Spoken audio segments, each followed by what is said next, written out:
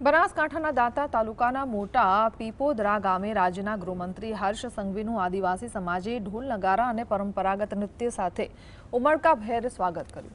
ગૃહમંત્રીએ 12 વર્ષ પહેલા ગામ છોડીને ગયેલા 29 આદિવાસી પરિવારોના 300 સભ્યો સાથે મુલાકાત કરી।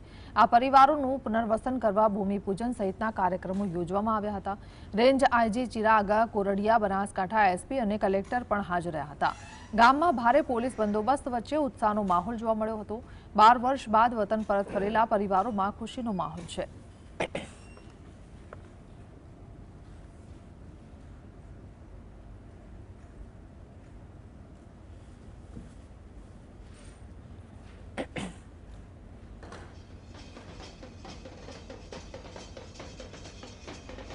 કોદરવી ફેમિલીના 29 જેટલા પરિવારો જે કુલ મળીને 300 થી વધારે લોકો થતા તમામને એમના ગામમાંથી બહિષ્કૃત કરી દેવામાં આવ્યા। તેમની 8.5 હેક્ટર જગ્યામાંથી એ લોકોને ખસેડી દેવામાં આવ્યા અને તમામ લોકો જે છે અમદાવાદ, પાલનપુર, મહેસાણા ખાતે હીરા ઘસી અને બીજું મજદૂરી કામ કરીને પોતાનો જીવન નિર્વાહ કરી રહ્યા હતા। અમે લોકોને અરજી મળતા અમે તમામ પંચોને ભેગા કર્યા। તમામ પંચોની સમજાવટ બાદ સરકારની મદદથી આજે આ તમામ લોકોનું પુનર્વસન થઈ રહ્યું છે।